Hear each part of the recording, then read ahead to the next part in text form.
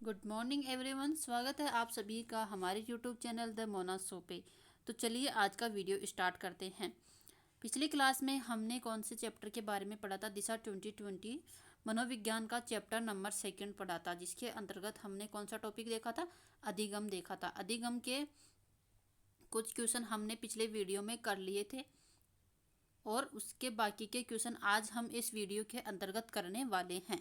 तो जिसने भी पिछला वीडियो नहीं देखा हो तो पिछला वीडियो देखें, उसके बाद में ये वीडियो देखें। तो चलिए वीडियो स्टार्ट करते हैं। तो वीडियो स्टार्ट करने से पहले अगर अभी तक भी आपने हमारे चैनल को सब्सक्राइब नहीं किया है तो चैनल को सब्सक्राइब कर लीजिए, और अगर वीडियो पसंद आए तो वीडियो को लाइक ज़रूर करें। और जो भी स्टूडेंट रीट लेवल फर्स्ट या सेकंड की तैयारी कर रहा है तो उसके लिए तो ये वीडियो बहुत ही इम्पोर्टेंट रहने वाला है, क्योंकि जो रीट वाली एग्ज़ाम होती है उसके अंतर्गत मनोविज्ञान के बहुत सारे क्वेश्चन पूछे जाते हैं। तो उनके लिए तो ये वीडियो बहुत ही खास रहने वाली है। तो चलिए वीडियो स्टार्ट करते हैं। वीडियो स्टार्ट करने से पहले अगर अभी तक भी चैनल को सब्सक्राइब नहीं किया है तो चैनल को सब्सक्राइब कर लीजिए, उसके बाद हम वीडियो स्टार्ट करते हैं। इससे पहले के क्वेश्चन हमने इससे पहले वाली क्लास में करा दिए थे, तो उस वीडियो को जाकर देख लें। तो चलिए वीडियो स्टार्ट करते हैं। देखते हैं पहला क्वेश्चन। निम्नलिखित में से कौन सी अधिगम की आधारभूत शर्त नहीं है? कौन सी अधिगम की आधारभूत शर्त नहीं है? तो कौन सी नहीं है इसमें? तो इसमें आ जाएगी प्रतिपादन, जो क्या नहीं है? अधिगम की आधारभूत शर्त नहीं है। अगला क्वेश्चन देखते हैं। करो एवं करो के अनुसार अधिगम है। करो एवं करो नामक वैज्ञानिक थे, उनके अनुसार अधिगम क्या है? तो उनके अनुसार ज्ञान और अभिवृद्धि। उनके अनुसार अधिगम का मतलब क्या है? ज्ञान और अभिवृद्धि होना। निम्नलिखित में से कौन सी मुख्य क्रिया अधिगम के संज्ञानात्मक सिद्धांत का गुण है? कौन सी क्रिया अधिगम के संज्ञानात्मक सिद्धांत का गुण है? तो कौन सी आ जाएगी इसमें? चिंतन और अधिगम।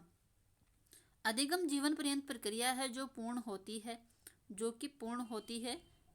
कहाँ पूर्ण होती है? विद्यालय में होती है, समाज में भी होती है और परिवार में भी होती है। पुरस्कार और दंड को अनुचित प्रयोग अधिगम को बनाता है। अधिगम को क्या बनाता है? प्रभावहीन बनाता है। पुरस्कार और दंड का अनुचित प्रयोग। अच्छा अधिगम निर्भर करता है। अच्छा अधिगम निर्भर करता है किस पे निर्भर करता है? शिक्षक पे भी निर्भर करता है। छात्रों की सक्रिय रुचि पर भी निर्भर करता है। उपयुक्त शिक्षण विधियों एवं सहायक सामग्रियों के उपयोग पर भी निर्भर करता है। क्या? अच्छा अधिगम। आगे चलते हैं, अगला क्वेश्चन देखते हैं। जीवन भर सीखने की संकल्पना की उत्पत्ति का आधार क्या है? जीवन भर सीखने की संकल्पना की उत्पत्ति का आधार क्या है? तो इसमें क्या आ जाएगा? इसमें आ जाएगा ज्ञान की गतिक विकास। ज्ञान की गतिक विकास आ जाएगा इसमें। निम्न में से कौन सा कथन सही नहीं है? निम्नलिखित में से कौन सा कथन सही नहीं है? तो इसमें आ जाएगा अधिगम हमेशा परीक्षणीय होता है। अधिगम क्या होता है? हमेशा परीक्षणीय होता है। तो ये कथन इसमें क्या हो जाएगा? गलत हो जाएगा। अधिगम के लिए क्या आवश्यक है? अधिगम के लिए क्या आवश्यक है? स्वानुभाव, स्वचिंतन, स्वक्रिया, उपयुक्त सभी। तो इसमें कौन सा आ जाएगी? तीनों की तीनों आ जाएगी। अगला क्वेश्चन देखते हैं। अगला क्वेश्चन ये पूछ रहा है, अर्थपूर्ण शाब्दिक अधिगम किसके द्वारा समझाया गया था? अर्थपूर्ण शाब्दिक अधिगम किसके द्वारा समझाया गया था? तो किसके द्वारा समझाया गया था? ये समझाया गया था डेविड आसुबेल के द्वारा। अधिगम एक प्रक्रिया है। अधिगम क्या है? एक प्रक्रिया है। इसका मतलब क्या होता है? अनुभव द्वारा अर्थ का निर्माण को, अनुभव द्वारा अर्थ का निर्माण करना। निम्नलिखित में से कौन सा कथन अधिगम की प्रक्रिया को उचित ढंग से प्रस्तुत करता है? कौन सा करता है? व्यवहार में परिवर्तन। ये क्या करता है? अधिगम की प्रक्रिया को उचित ढंग से प्रस्तुत करता है। अगला क्वेश्चन देखते हैं। परिपक्वता इत्यादि से व्यवहार में उत्पन्न परिवर्तन को भी अधिगम कहा जाता है। रीट लेवल सेकंड में पूछा गया है 2016 के अंतर्गत ये क्वेश्चन।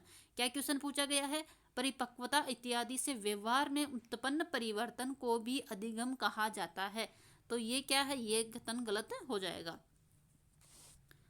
आगे चलते हैं, अगला क्वेश्चन देखते हैं। उससे पहले अगर अभी तक भी चैनल को सब्सक्राइब नहीं किया है तो चैनल को सब्सक्राइब कर लीजिए, और अगर वीडियो पसंद आ रही है तो वीडियो को लाइक ज़रूर करें। अधिगम के क्रम में कौन सी क्रिया बालक सबसे पहले करेगा? अधिगम के क्रम में कौन सी क्रिया बालक सबसे पहले करेगा? तो क्या करेगा? आत्मसात। छात्रों में सीखने की योग्यता निर्भर करती है। छात्रों में सीखने की योग्यता किस पर निर्भर करती है? तो वह करती है व्यक्तिगत विभिन्नता पर। किस पे करती है? व्यक्तिगत भिन्नता पर। अधिगम को प्रभावित करने वाला व्यक्तिगत कारक है। अधिगम को प्रभावित करने वाला व्यक्तिगत कारक क्या है? तो इसमें आ जाएगा परिपक्वता एवं आयु। अगला क्वेश्चन देखते हैं, निम्नलिखित में से कौन सा अधिगम के प्रत्यक्ष प्रभावित करता है? तो कौन सा करता है? प्राथमिक अभिप्रेरणा करती है। प्रतिलोमन अधिगम का एक विशिष्ट चरण है जो अधिगम के चरण का पूर्ववर्ती है। तो कौन सा आ जाएगा? इसमें आ जाएगा सामान्यीकरण। आगे चलते हैं, देख लेते हैं कि सामान्यीकरण क्या होता है। तो समान उद्दीपकों के प्रति समान अनुक्रिया करने को, अर्थात मूल उद्दीपक से मिलते जुलते अन्य उद्दीपकों के प्रति भी इसी प्रकार अनुक्रियाएं करना सामान्यीकरण कहलाता है। क्या कहलाता है? सामान्यीकरण कहलाता है। अगला क्वेश्चन देखते हैं दोस्तों, उदाहरण से समझ लेते हैं कि सामान्यीकरण क्या होता है। जब माँ घर में नहीं होती है तो बच्चा मिठाई वाले जार को खोज लेता है। यह एक अधिगम क्रिया प्रस्तुत है। अब मिठाई एक अन्य जार में रख दी गई है जो एक भिन्न आकार तथा पहले के जार से कुछ मिलता जुलता है और रसोई की दूसरी जगह रखा हुआ है। तो माँ की अनुपस्थिति में भी बच्चा जार को ढूंढ लेता है और मिठाई प्राप्त कर लेता है। यही क्या है? सामान्यीकरण है। अगला क्वेश्चन देखते हैं, हम करके सीखते हैं किसके द्वारा कहा गया था? हम करके सीखते हैं, ये किसके द्वारा कहा गया है? ये कहा गया है सिम्पसन के द्वारा। सिम्पसन नामक वैज्ञानिक के द्वारा कहा गया है कि हम कुछ करके कुछ सीखते हैं। सीखी गई बात को धारण करने और पुनः स्मरण करने में असफल होना कहलाता है। तो ये क्या कहलाता है? ये कहलाता है विस्मरण। आगे चलते हैं दोस्तों, अगला क्वेश्चन देखते हैं, अधिगम को प्रभावित नहीं करने वाले कारक। अधिगम को प्रभावित नहीं करने वाले कारक कौन सा है? खोज। निम्नलिखित में से कौन सा कारक अधिगम में बाधक होता है? कौन सा कारक अधिगम में बाधक होता है? तो कौन सा होगा? अधिगमता निस्सहायता। ये क्या होगा? अधिगम में बाधक होगा। करके सीखने का विचार दिया। करके सीखने का विचार किसने दिया था? तो ये दिया था जॉन डीवी ने। अगला क्वेश्चन देखते हैं, कौन सी विधि करके सीखने पर आधारित होती है? कौन सी विधि करके सीखने पर आधारित होती है? तो कौन सी होती है? प्रयोजना करके सीखने पर आधारित होती है। आगे चलते हैं दोस्तों, उससे पहले अगर अभी तक भी चैनल को सब्सक्राइब नहीं किया है तो चैनल को सब्सक्राइब कर लीजिए और अगर वीडियो पसंद आ रही है तो वीडियो को लाइक जरूर करें। अधिगम का संबंध प्रतिक्रिया सिद्धांत में निम्न में से किसने प्रतिपादित किया था? अधिगम का संबंध प्रतिक्रिया सिद्धांत किसने प्रतिपादित किया था? तो ये किया था आईपी पावलोव ने प्रतिपादित किया था। पावलोव का अनुकूलित अनुक्रिया या संबंध प्रत्यावर्तन का सिद्धांत। रूस के प्रसिद्ध मनोवैज्ञानिक है ये। कौन? IP Pavlov. कहाँ के हैं? रूस के प्रसिद्ध मनोवैज्ञानिक है। 1904 में अनुकूलित अनुक्रिया का सिद्धांत का प्रतिपादन किया था। कब किया था? अनुकूलित अनुक्रिया के सिद्धांत का प्रतिपादन 1904 ईस्वी में किया था। अनुकूलित अनुक्रिया का अर्थ है अस्वाभाविक उत्तेजना के प्रति स्वाभाविक प्रतिक्रिया या अनुक्रिया का उत्पन्न होना। इसका मतलब क्या होता है? अस्वाभाविक उत्तेजना के प्रति स्वाभाविक प्रतिक्रिया उत्पन्न होना। आगे चलते हैं, अगला क्वेश्चन देखते हैं दोस्तों, सीखने का क्लासिकल कंडीशनिंग सिद्धांत प्रतिपादन किया था। तो ये प्रतिपादन किसने किया था? पावलोव ने प्रतिपादन किया था। रीट लेवल सेकंड में पूछा गया क्वेश्चन है। 2021 में ही जो पिछली रीट हुई थी उसके अंतर्गत ये क्वेश्चन पूछा गया था। क्या क्वेश्चन पूछा गया था? सीखने का क्लासिकल कंडीशनिंग सिद्धांत प्रतिपादन किया था। तो किसने किया था? पावलोव ने किया था। पावलोव द्वारा निम्नलिखित में से किस अधिगम सिद्धांत का प्रतिपादन किया गया है? पावलोव के द्वारा किस अधिगम सिद्धांत का प्रतिपादन किया गया है? तो कौन से अभ्यास का प्रतिपादन किया गया है पावलोव के द्वारा? तो इनके द्वारा किया गया है शास्त्रीय अनुबंधन का सिद्धांत।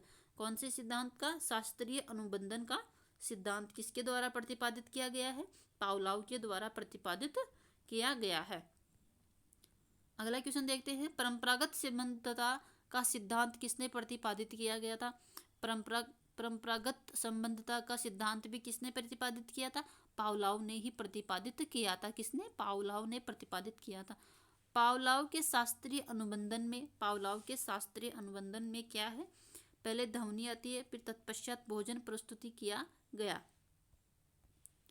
आगे चलते हैं, अगला क्वेश्चन देखते हैं। अभी तक भी चैनल को सब्सक्राइब नहीं किया है तो चैनल को सब्सक्राइब कर लीजिए। अगला क्वेश्चन देखते हैं दोस्तों, पावलोव के प्रयोग में कुत्ते का घंटी बजने पर लार आने की प्रक्रिया कहलाती है। पावलोव के प्रयोग में कुत्ते का घंटी बजने पर लार आने की क्रिया क्या कहलाती है? तो क्या कहलाती है? संबंध अनुक्रिया कहलाती है। सीखने से संबंध प्रतिक्रिया सिद्धांत में पावलोव ने प्रयोग किया था। तो इसमें पावलोव ने क्या प्रयोग किया था? कुत्ते पर प्रयोग किया था। सीखने का संबंध प्रतिक्रिया सिद्धांत किस पर किया था प्रयोग? कुत्ते पर प्रयोग किया था। पावलोव के प्रयोग में कुत्ता न केवल मांस प्रदाता के मांस सीधे मुंह में रखने पर से लार टपकता है, किंतु इससे पहले भी, अर्थात जब सीढ़ियों से नीचे आने वाले प्रशिक्षक के कदमों की आवाज़ सुनता है, तो इस संवर्ती को कहा जाता है। रीट लेवल 2018 में क्वेश्चन पूछा गया है, फर्स्ट में पूछा गया है, रीट लेवल फर्स्ट में क्वेश्चन पूछा गया है पावलोव के सिद्धांत पर। तो इसमें कौन सा आ जाएगा? तो इसमें आ जाएगी अनुकूलित उत्तेजना। कौन सी संवर्ती कहा जाता है इसको? तो इसको अनुकूलित उत्तेजना कहा जाता है। अगला क्वेश्चन देखते हैं, क्लासिकल अनुबंधन में भोजन के प्रति लार की अनुक्रिया। क्लासिकल अनुबंधन में भोजन के प्रति लार की अनुक्रिया क्या कहलाती है? यूसीआर। भोजन के बाद लार के आने की क्रिया यूसीआर या अनानुबंधित स्वाभाविक अनुक्रिया, जबकि प्रयोग के अंत में घंटी बजने पर लार आने की क्रिया अनुबंधित या अनुकूलित अनुक्रिया सीआर कहलाती है। पावलोव के अनुबंधन प्रयोग में भोजन के पूर्व उपस्थित ध्वनि को क्या कहते हैं? तो क्या कहते हैं? उसे कहते हैं अनुबंधित उद्दीपक। पावलोव के अनुबंधन प्रयोग में भोजन के पूर्व उपस्थित ध्वनि, तो उसे क्या बोलते हैं? अनुबंधित उद्दीपक बोलते हैं। अगला क्वेश्चन देखते हैं, पावलोव के अनुबंधन प्रयोग में केवल ध्वनि के उपस्थित करने पर होने वाली अनुक्रिया को कहते हैं। पावलोव के अनुबंधन प्रयोग में केवल ध्वनि के उपस्थित करने पर होने वाली अनुक्रिया को कहते हैं। तो इसे क्या कहते हैं? इसे कहते हैं अनुबंधित अनुक्रिया। अगला क्वेश्चन देखते हैं, पावलोव के प्रयोग में भोजन को अनुबंधन की भाषा में कहा जाता है। तो क्या कहा जाता है? अनानुबंधित उद्दीपक कहा जाता है। आगे चलते हैं, अनुबंधन के गोचर की शुरुआत के द्वारा की गई थी। किसके द्वारा की गई थी शुरुआत? पावलोव के द्वारा शुरुआत की गई थी। अनुबंधन में होने वाली घटनाओं का उपयुक्त क्रम इस प्रकार है। तो किस प्रकार? GS आ जाएगा, फिर US, फिर UR। आप अपने जूते एक रेक पर रखते हैं, उस रेक को उस स्थान से हटा दिया गया है, फिर भी आप जूते रखने उसी स्थान पर जाते हैं जहां पहले रेक रखी थी। ऐसा होने का क्या कारण है? अनुबंधन है। निम्नलिखित में से कौन सा युग्म सुमेलित नहीं है? निम्नलिखित में से कौन सा युग्म सुमेलित नहीं है? तो कौन सा सुमेलित नहीं है? उद्दीपक अनुक्रिया का सिद्धांत पावलोव। उद्दीपक अनुक्रिया का सिद्धांत पावलोव। तो इसमें ये गलत हो जाएगा। प्राचीन उद्दीपक अनुबंधन संबंधित है। प्राचीन अनुबंधन संबंधित है। किससे संबंधित है? पावलोव से संबंधित है। मैं अपनी चाबियां मेरे टेलीफोन के पास रखी खूंटी पर टांगता था। अब मैंने चाबियां रखने की जगह बदल दी, फिर भी मैं चाबियां लेने खूंटी के पास जाता हूँ। यह उदाहरण किसका है? तो यह उदाहरण है अनुबंधन का। आगे चलते हैं, अगला क्वेश्चन देखते हैं। अगला क्वेश्चन है, राजू खरगोश से डरता था। राजू खरगोश से डरता था। शुरू में खरगोश को राजू से काफ़ी दूर रखा गया। आने वाले दिनों में हर रोज खरगोश और राजू के बीच की दूरी कम कर दी गई। अंत में राजू की गोद में खरगोश को रख दिया गया और राजू खरगोश से खेलने लगा। यह प्रयोग उदाहरण है। यह किसका उदाहरण है? तो यह आ जाएगा शास्त्रीय अनुबंधन सिद्धांत का उदाहरण है। अगला क्वेश्चन देखते हैं, एक बच्चा किसी डॉक्टर को देखने पर ही भयभीत हो जाता है क्योंकि उसके पूर्व के अनुभव में डॉक्टर का इंजेक्शन की सुई दिए जाने का संबंध है। यह उदाहरण किससे संबंधित है? तो यह प्राचीन अनुबंधन सिद्धांत से रिलेटेड है। अगला क्वेश्चन देखते हैं, निम्न में से किसको वर्ष 1904 में अधिगम के सिद्धांतों पर अग्रणी कार्य के लिए नोबेल पुरस्कार दिया जाता है? तो किसे दिया जाता है? ये दिया जाता है इवान पावलोव को पुरस्कार दिया जाता है। आगे चलते हैं दोस्तों, और अभी तक भी अगर चैनल को सब्सक्राइब नहीं किया है तो चैनल को सब्सक्राइब कर लीजिए। 5 वर्ष का राजू अपनी खिड़की के बाहर तूफान देखता है। बिजली चमकती है और कड़कने की आवाज आती है। राजू शोर सुनकर उछलता है। बार बार यह घटना होती है। फिर कुछ देर शांति के पश्चात बिजली कड़कती है। राजू बिजली की गर्जना सुनकर उछलता है। राजू का उछलना सीखने के किस सिद्धांत का उदाहरण है? तो कौन से सिद्धांत का उदाहरण है? ये आ जाएगा शास्त्रीय अनुबंधन से का सिद्धांत का उदाहरण। आगे चलते हैं, अगला क्वेश्चन देखते हैं। संबंध प्रतिक्रिया सिद्धांत के प्रतिपादक है। संबंध प्रतिक्रिया सिद्धांत के प्रतिपादक कौन है? तो इसके आ जाएंगे प्रतिपादक पावलोव। थॉर्नडाइक का सिद्धांत जाना जाता है। थॉर्नडाइक का सिद्धांत जाना जाता है, किस नाम से जाना जाता है? संयोजनवाद से जाना जाता है। थॉर्नडाइक का संबंधवाद सिद्धांत, ये कहाँ के वैज्ञानिक थे? ये थे अमेरिका के प्रसिद्ध मनोवैज्ञानिक थे एडवर्ड एल थॉर्नडाइक के सिद्धांत को विभिन्न नामों से जाना जाता है। तो कौन कौन से नामों से जाना जाता है? पहला है चेन एवं संबंधन का सिद्धांत, दूसरा अधिगम का बंध सिद्धांत। कहाँ के वैज्ञानिक थे ये थे अमेरिका के वैज्ञानिक। और किस नाम से जाना जाता है इनके सिद्धांत को? भूल एवं परिवर्तन का सिद्धांत के नाम से भी जाना जाता है। त्रुटि एवं प्रयास के सिद्धांत के नाम से भी जाना जाता है। बहुप्रतिक्रिया का सिद्धांत इस नाम से भी जाना जाता है। संबंधवाद का सिद्धांत इसके नाम से भी जाना जाता है इसके सिद्धांत को। उद्दीपक प्रतिक्रिया का सिद्धांत, उद्दीपक अनुक्रिया का सिद्धांत, अभ्यास द्वारा सीखने का सिद्धांत, गलती सुधार का सिद्धांत, और एक जाना जाता है संयोजनवाद का सिद्धांत। ये एग्जाम के अंतर्गत पूछा जाता है। क्वेश्चन देखते हैं इससे रिलेटेड। निम्नलिखित में से कौन सा युग्म सही है? निम्नलिखित में से कौन सा युग्म सही है? तो कौन सा आ जाएगा इसमें? थॉर्नडाइक ने कौन सा सिद्धांत दिया था? संयोजनवाद का सिद्धांत दिया था। प्रयत्न एवं त्रुटि, भूल का सिद्धांत भी किसने दिया था? तो ये दिया था थॉर्नडाइक ने। और ये किस नियम पर आधारित है? तो ये आ जाएगा बहुप्रतिक्रिया नियम पर आधारित है। आगे चलते हैं। सर्वप्रथम सीखने के सिद्धांतों की खोज किसने की थी? सर्वप्रथम सीखने के सिद्धांतों की खोज किसने की थी? तो थॉर्नडाइक ने की थी। प्रयत्न एवं त्रुटि सिद्धांत के प्रतिपादक, प्रयत्न एवं त्रुटि सिद्धांत के प्रतिपादक कौन है? थॉर्नडाइक। देखो बहुत सारे एग्जाम्स में ये क्वेश्चन पूछा गया है थॉर्नडाइक सिद्धांत से। थॉर्नडाइक नामक वैज्ञानिक का जो सिद्धांत है उससे रिलेटेड बहुत सारे क्वेश्चन एग्जाम के अंतर्गत पूछे जाते हैं। अधिगम अंतरण का थॉर्नडाइक सिद्धांत कहा जाता है। देखो रीट लेवल फर्स्ट में पूछा गया क्वेश्चन है कि अधिगम अंतरण का थॉर्नडाइक सिद्धांत कहा जाता है, तो उसे क्या कहते हैं? उसे कहते हैं अनुरूप तत्वों का सिद्धांत। अगला क्वेश्चन है, प्रयत्न एवं भूल सिद्धांत को दर्शाने के लिए थॉर्नडाइक ने किस पर प्रयोग किया था?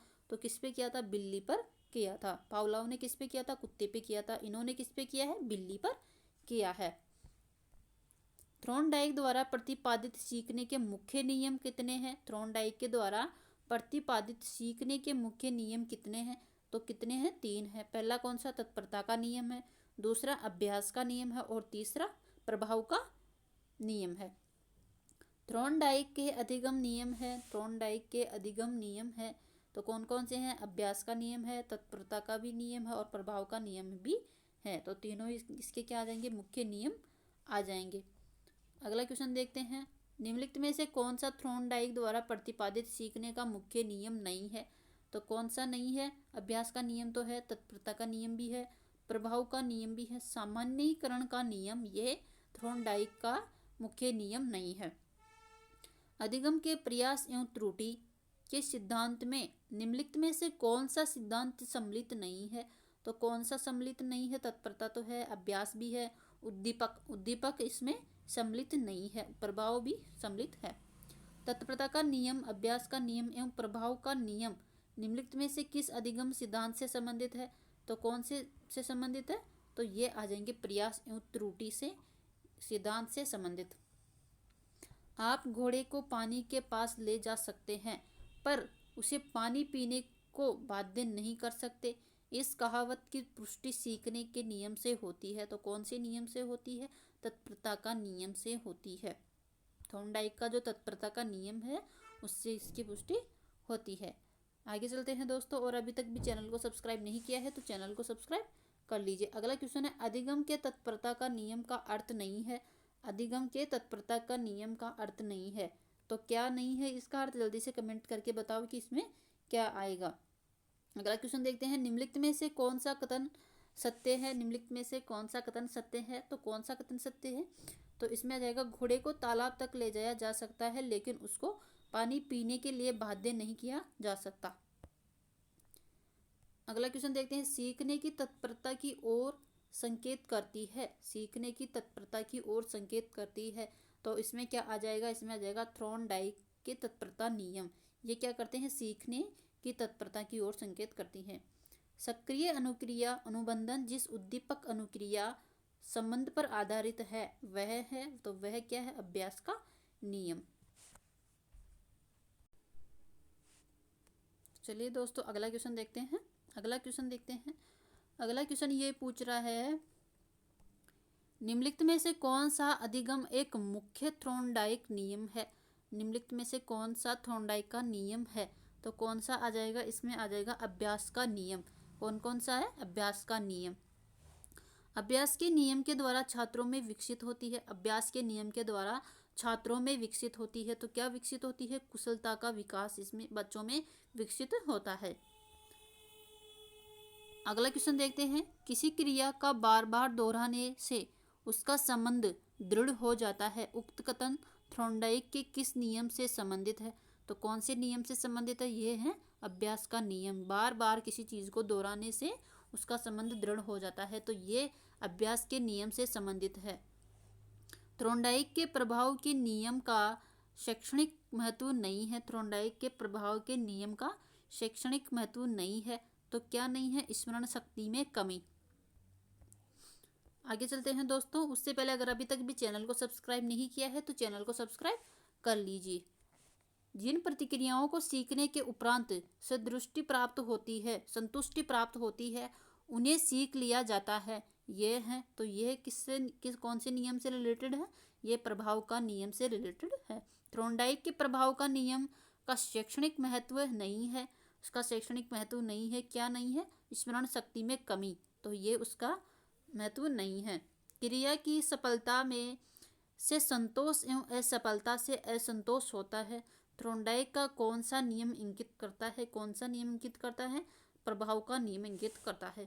थॉर्नडाइक के सीखने के नियम के अनुसार गौण नियमों में निम्नलिखित में से कौन सा सम्मिलित नहीं है, तो कौन सा सम्मिलित नहीं है इनमें, तो इसमें आ जाएगा प्रभाव का नियम, इसमें सम्मिलित नहीं है। आगे चलते हैं, अगला क्वेश्चन देखते हैं, निम्नलिखित में से कौन सा नियम थॉर्नडाइक द्वारा दिए गए अधिगम के गौण नियम का हिस्सा नहीं है, तो कौन सा नहीं है गौण नियम का हिस्सा, तो इसमें आ जाएगा प्रभाव का नियम। थॉर्नडाइक के अनुसार निम्नलिखित में से कौन सा अधिगम का गौण नियम नहीं है, तो कौन सा नहीं है, इसमें आ जाएगा मनोवर्ती का नियम। आगे चलते हैं दोस्तों, अगला क्वेश्चन है, निम्नलिखित में से कौन सा अधिगम या सीखने का नियम थॉर्नडाइक द्वारा प्रतिपादित नहीं है, तो कौन सा नहीं है, अनुक्रिया का नियम, ये थॉर्नडाइक के द्वारा प्रतिपादित नहीं है। शिक्षक अपनी संपूर्ण विषय सामग्री को छोटे छोटे खंड में अधिगम के किस नियम पर आधारित करता है, तो कौन से नियम पर आधारित करता है, ये करता है आंशिक क्रिया नियम पर आधारित करता है। तो चलिए दोस्तों आज के वीडियो में इतना ही, मिलते हैं नेक्स्ट वीडियो में नेक्स्ट टॉपिक के साथ। तब तक के लिए अगर वीडियो पसंद आए तो वीडियो को लाइक ज़रूर करें और सब्सक्राइब करना ना भूलें। और जो भी स्टूडेंट रीड लेवल फर्स्ट या सेकंड की तैयारी कर रहा है तो उसके लिए तो ये वीडियो बहुत ही इम्पोर्टेंट रहने वाला है। तो चलिए मिलते हैं नेक्स्ट वीडियो में नेक्स्ट टॉपिक के साथ, तब तक के लिए धन्यवाद।